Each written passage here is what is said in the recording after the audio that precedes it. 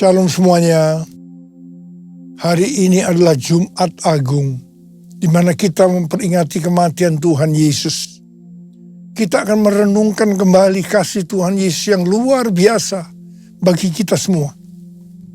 Yohanes 3 ayat 16 berkata, "Karena begitu besar kasih Allah akan dunia ini, sehingga Ia telah mengaruniakan Anak yang tunggal, supaya setiap orang yang percaya kepadanya tidak binasa, melainkan beroleh hidup yang kekal." Ada apa dengan manusia sehingga Tuhan Yesus harus datang ke dalam dunia ini? Alkitab berkata, semua orang telah berbuat dosa dan telah kehilangan kemuliaan Allah. Upah dosa adalah maut, mati, tempatnya di neraka. Neraka adalah tempat yang sangat mengerikan. Jangan sampai masuk neraka. Karena itu Tuhan Yesus datang ke dalam dunia ini untuk menyelamatkan kita semua. Bagaimana cara Tuhan Yesus menyelamatkan kita? Alkitab berkata, Tuhan Yesus yang tidak mengenal dosa, dijadikan dosa oleh karena kita semua. Supaya di dalam Dia, yaitu mereka yang percaya kepada Tuhan Yesus, dibenarkan oleh Allah. Apa arti dari ayat ini?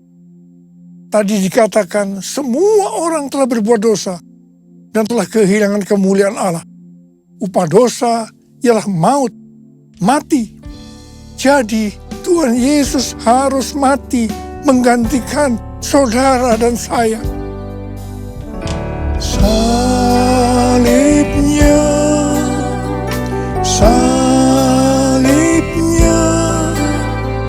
selamanya mulia. Dosaku disucikan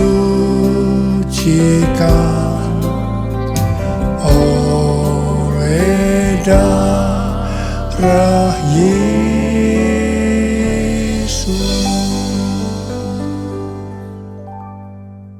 Kalau kita melihat cara mati Tuhan Yesus, saya katakan sangat-sangat tidak manusiawi. Alkitab menuliskan ada 10 tahap penderitaan Tuhan Yesus dari Taman Getsemani sampai Golgota. Sangat mengerikan. Tahap yang pertama, ketika berada di Taman Getsemani, Tuhan Yesus berdoa kepada Bapa dalam keadaan ketakutan. Sampai peluhnya seperti tetes-tetes darah yang jatuh ke tanah. Pada saat itu seorang malaikat turun untuk menguatkan Tuhan Yesus. Tuhan Yesus berdoa kepada Bapa, "Ya Bapakku, jika sekiranya mungkin, biarlah cawan ini lalu daripadaku. Tetapi jangan seperti yang ku kehendaki, melainkan seperti yang kau kehendaki." Tuhan Yesus berdoa 3 kali kepada Bapa. Tapi Bapa tidak menjawab. Di sini Tuhan Yesus tahu bahwa Dia harus mengalami penderitaan ini. Di sini Tuhan Yesus mengajar kepada kita bahwa di dalam doa kita boleh menawar, tetapi jangan memaksakan kehendak. Bagi yang sekarang dalam keadaan ketakutan, kita harus ingat bahwa Tuhan Yesus pernah mengalami ketakutan untuk menebus dosa kita semua. Karena itu datanglah kepada Tuhan Yesus. Dia pasti mampu dan mau menolong kita semua. Tahap yang kedua, Tuhan Yesus ditangkap. Dia dituduh dengan bermacam-macam tuduhan. Diludahi, mukanya ditinju, dipukul. Tetapi Tuhan Yesus tidak membalas. Di sini Tuhan Yesus mempraktekkan apa yang diajarkannya kepada kita. Agar kita mengasihi dan berdoa bagi orang-orang yang membenci kita. Mengutuk kita, mencaci maki kita. Jikalau kita hanya mengasihi orang-orang yang mengasihi kita, apa jasa kita? Karena orang-orang berdosa pun juga mengasihi orang-orang yang mengasihi mereka. Tahap yang ketiga, Tuhan Yesus dibelenggu dan diadili. Waktu Tuhan Yesus diadili oleh Pilatus, ternyata tidak didapati kesalahan yang membuat Tuhan Yesus harus dihukum mati.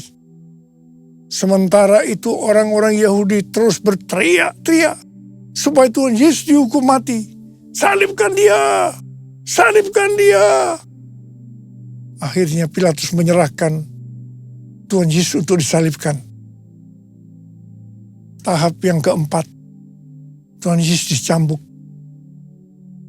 Proses awal dari penyaliban, jubah Tuhan Yesus dibuka dan dihukum cambuk. Dua algojo bergantian menghunjamkan cambuk ke punggung Tuhan Yesus. Ujung cambuk itu terbuat dari potongan tulang dan potongan besi. Tiap kali cambuk itu dihunjamkan ke punggung Tuhan Yesus, itu menimbulkan luka yang dalam. Tuhan Yesus berteriak-teriak kesakitan. Darah Tuhan Yesus bercucuran. Tuhan Yesus bermandikan darah. Tahap yang kelima, kepala Tuhan Yesus diberi mahkota duri. Duri ditancapkan di kepala Tuhan Yesus dengan cara dipukul. Sakitnya luar biasa. Darah bercucuran. Tahap yang keenam, Tuhan Yesus memikul salib.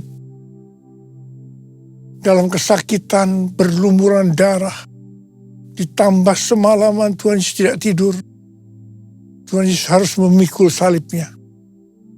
Tuhan Yesus jatuh bangun karena tidak kuat. Maka Simon dari Kirene disuruh menggantikannya. Tahap yang ketujuh, tangan dan kaki Tuhan Yesus dipaku. Sakitnya luar biasa. Darah bercucuran. Tahap yang kedelapan, Tuhan Yesus digantung di atas kayu salib. Pada saat itu Tuhan Yesus menderita secara lahir maupun batin. Secara lahir, dia merasakan sakit yang luar biasa di sekujur tubuhnya. Dan juga merasa sesak karena ada cairan yang menekan jantungnya. Secara batin, Tuhan Yesus menderita. Karena Tuhan Yesus melihat semua orang yang lalu lalang menghujat dia. Ahli-ahli Taurat, tua-tua, imam-imam menghujat dia. Bahkan salah satu penjahat di sebelahnya juga ikut menghujat. Tahap yang ke-9, Tuhan Yesus merasa ditinggalkan oleh Bapa. Sekitar jam 12 siang sampai jam 3 petang, tiba-tiba langit di sekitar Golgota menjadi gelap. Tuhan Yesus gelisah. Dan dia berteriak, Eli, Eli, lama sabachthani. Allahku, Allahku, mengapa engkau meninggalkan aku? Tuhan Yesus merasa ditinggalkan oleh Bapa. Orang yang berdosa pada hakikatnya dipisahkan dari Bapa. Jadi untuk menebus orang yang berdosa, maka Tuhan Yesus harus merasakan ditinggalkan oleh Bapa. Dipisahkan dari Bapa. Saya percaya ini adalah puncak penderitaan Tuhan Yesus.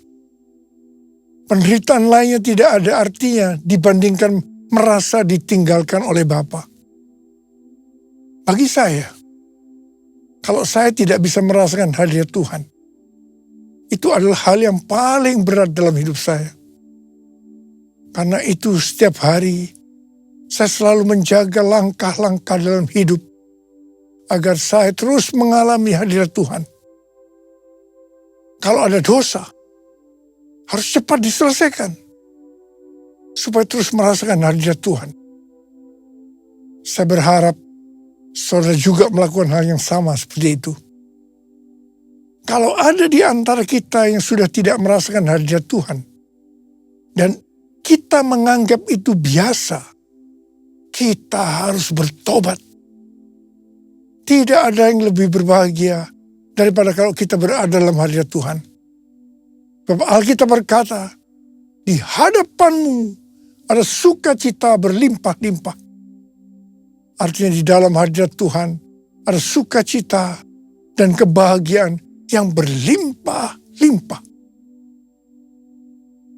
tahap yang ke-10. Tuhan Yesus berkata, sudah selesai. It is finished. Ya Bapa, ke dalam tangan-Mu kuserahkan nyawaku. Lalu Tuhan Yesus mati. Pertanyaannya, mengapa Tuhan Yesus harus mati dengan cara demikian? Mengapa tidak dengan cara yang mudah? Dipenggal kepalanya, selesai. Mengapa Tuhan Yesus harus mati dengan bermandikan darah? Alkitab katakan, tanpa penumpahan darah. Tanpa penumpahan darah. Tidak ada pengampunan dosa. Untuk mengampuni dosa saudara. Dosa saudara.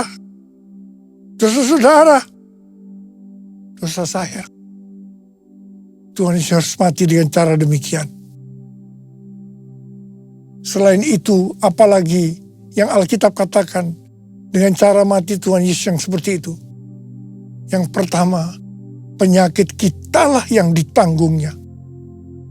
Yang kedua, penderitaan kita yang dipikulnya. Dan oleh bilur-bilurnya kita disembuhkan. Aturku kasih-Mu Yesus, Kau telah mati gantikan diriku. Kau curahkan darah-Mu untuk tebus dosaku. Layaklah Kau Tuhan dipuji dan disembah dengan segenap hatiku. Layaklah Kau Tuhan dipuji dan disembah dengan segenap jiwa ragaku. Dengan segenap jiwa ragaku. Dengan segenap jiwa ragaku. Alkitab katakan, Tuhan Yesus mati karena dosa-dosa kita. Dia dikuburkan, tapi pada hari yang ketiga, Dia dibangkitkan. Haleluya! Tuhan Yesus tidak selamanya mati. Tapi pada hari yang ketiga, Tuhan Yesus dibangkitkan. Hidup, hidup, hidup selamanya. Yesusku hiduplah, hidup selamanya. Hidup, hidup, hidup selamanya. Yesusku hiduplah. Oh haleluya, oh haleluya. Yesusku hiduplah. Oh haleluya, oh haleluya. Yesusku hiduplah. Yesusku hiduplah. Yesusku hiduplah. Apa yang Alkitab katakan kalau sampai Tuhan Yesus tidak bangkit? Yang pertama, sia-sialah pemberitaan firman Tuhan. Saya di sini memberitakan firman Tuhan tidak ada artinya. Sia-sia. Tapi puji Tuhan, Tuhan Yesus hidup. Tuhan Yesus bangkit. Pemberitaan firman Tuhan menjadi tidak sia-sia. Hal yang kedua, kalau sampai Tuhan Yesus tidak bangkit, sia-sialah kepercayaan kita. Dan kita akan tetap mati di dalam dosa-dosa kita. Demikian juga dengan orang-orang yang mati di dalam Tuhan. Mereka akan tetap binasa. Tetapi puji Tuhan, Tuhan Yesus bangkit. Kita tidak akan mati di dalam dosa-dosa kita. Tetapi kita akan bersama-sama dengan Tuhan Yesus selama-lamanya. Haleluya! Hal yang ketiga, kalau sampai Tuhan Yesus tidak bangkit, kita adalah orang-orang yang paling malang dari segala manusia. Tetapi puji Tuhan, Tuhan Yesus bangkit. Kita bukan orang-orang yang paling malang, tapi justru orang-orang yang paling beruntung dari segala manusia. Ada berapa banyak orang-orang yang paling beruntung dari segala manusia? Angkat tangan saudara. Sebab dia hidup, ada hari esok. Sebab dia hidup, ku tak gentar. Karena ku tahu dia pegang hari esok. Hidup jadi berarti sebab dia hidup. Hidup jadi berarti sebab dia hidup. Hidup jadi berarti sebab Yesus hidup. Karena Tuhan Yesus hidup, maka ada hari esok. Karena Tuhan Yesus yang pegang hari esok saudara dan saya, dia hidup. Dia berkata kepada kita semua, jangan kamu khawatir. Jangan kamu khawatir. Apa yang akan kamu makan? Apa yang akan kamu minum? Apa yang akan kamu pakai? Semua itu dicari oleh bangsa-bangsa yang tidak mengenal Allah. Tapi Bapamu di surga tahu, kamu memerlukan semuanya itu.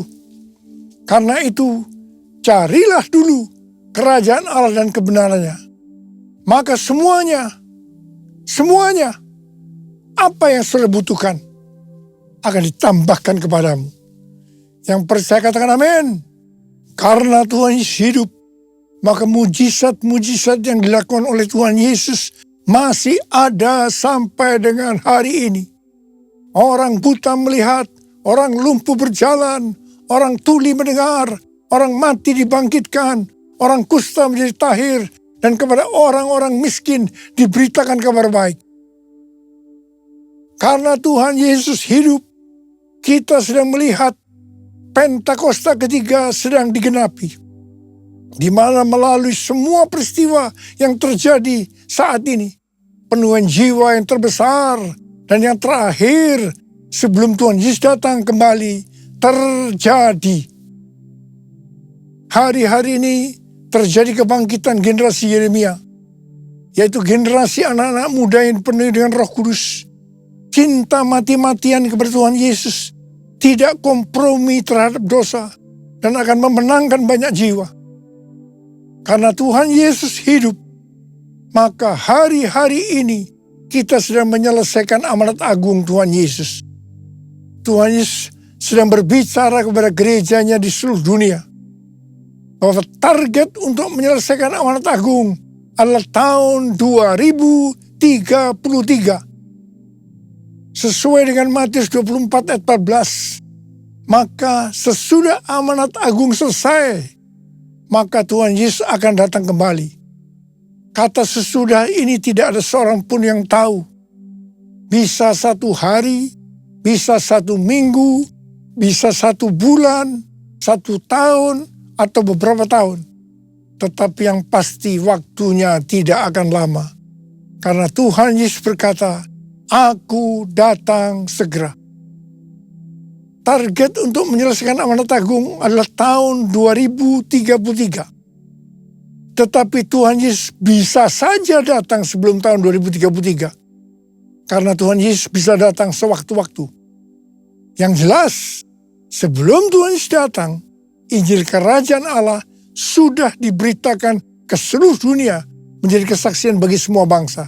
Yang artinya amanat agung sudah selesai. Haleluya!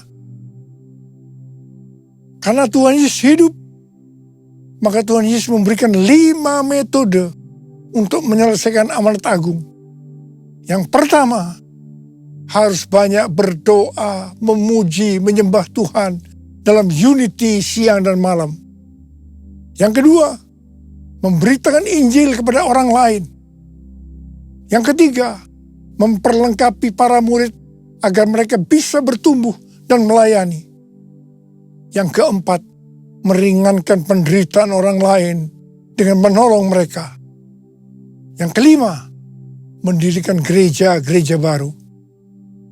Supaya kita bisa melakukan metode Tuhan Yesus ini, maka kita harus melakukan seperti yang tertulis dalam 1 Yohanes 2 ayat 6. Bahwa kita wajib hidup sama seperti Kristus telah hidup. Besar anugerah-Mu, melimpah kasih-Mu, semakin hari semakin bertambah. Besar anugerah-Mu, perbuatannya besar, perbuatannya besar, perbuatannya besar. Pujilah namanya. Angkat tangan kita. Perbuatannya besar,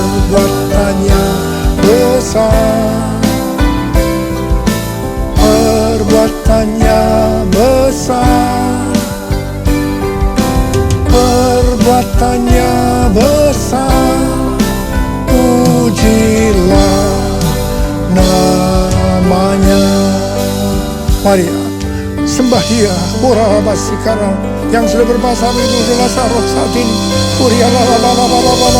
Yang belum berbahasa roh jangan diam. Katakan haleluya, haleluya, haleluya.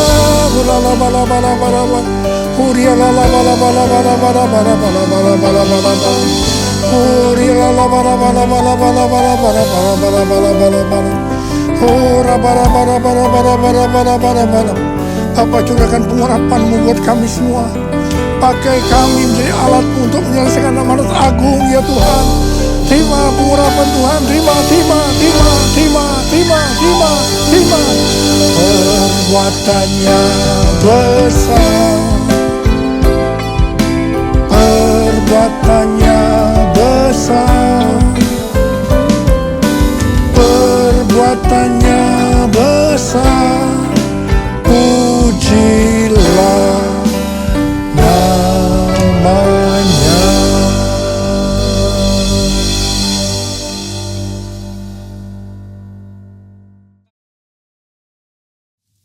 Kita akan masuk dalam perjamuan kudus. Kita akan mengingat ayat ini. Sebab setiap kali kamu makan roti ini dan minum cawan ini, kamu memberitakan kematian Tuhan sampai Ia datang. Perjamuan kudus adalah perjamuan Tuhan Yesus sendiri. Setiap kali kita masuk ke dalam perjamuan kudus, Tuhan Yesus selalu berkata, biarlah ini menjadi peringatan akan aku. Karena itu mari, tundukkan kepala.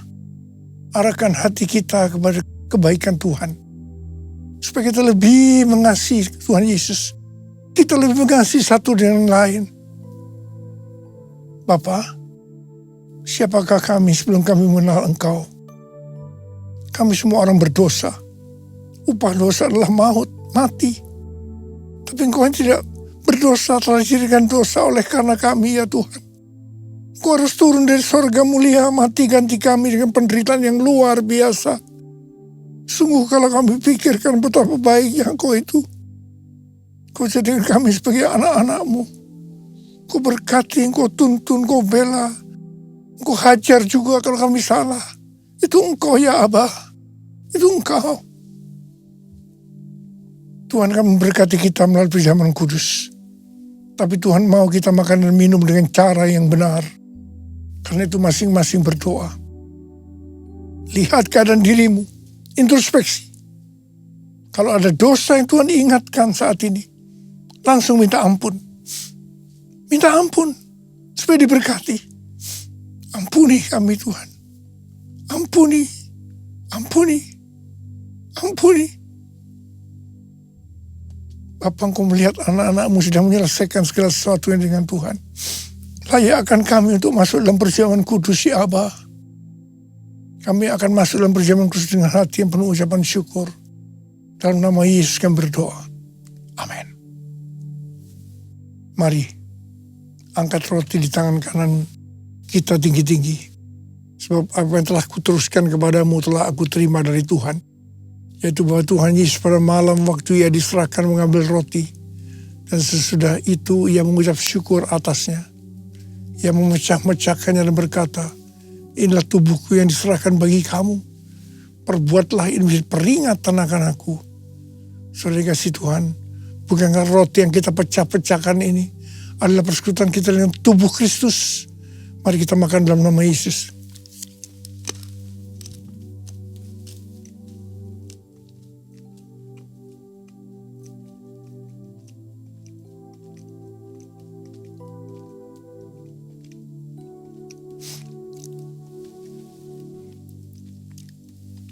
Angkat cawan di tangan kita tinggi-tinggi. Mungkin juga yang mengambil cawan sudah makan lalu berkata, cawan ini adalah perjanjian baru yang dimeteraikan oleh darahku. Perbuatlah ini setiap kali kamu meminumnya menjadi peringatan akan aku. Sudah kasih Tuhan, bukan cawan pengucapan syukur. Yang atas kita ucapkan syukur adalah persekutuan kita dengan darah Yesus. Mari kita minum dalam nama Yesus.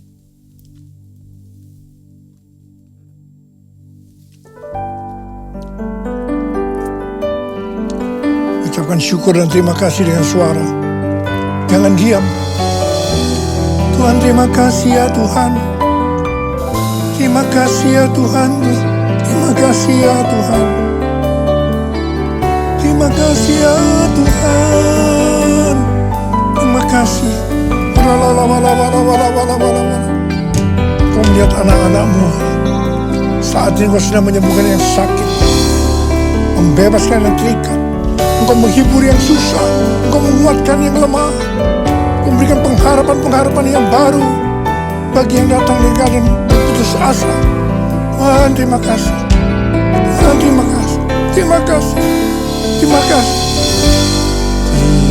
Terima kasih Yesusku.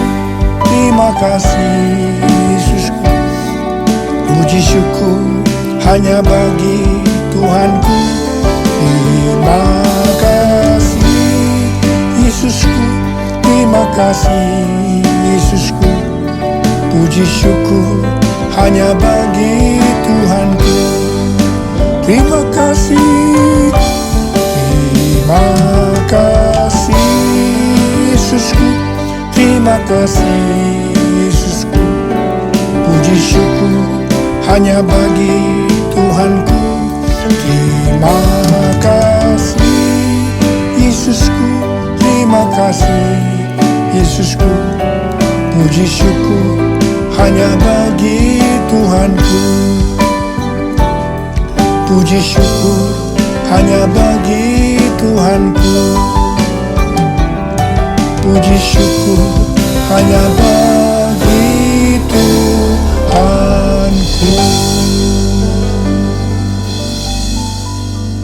Sekarang terimalah berkat Tuhan.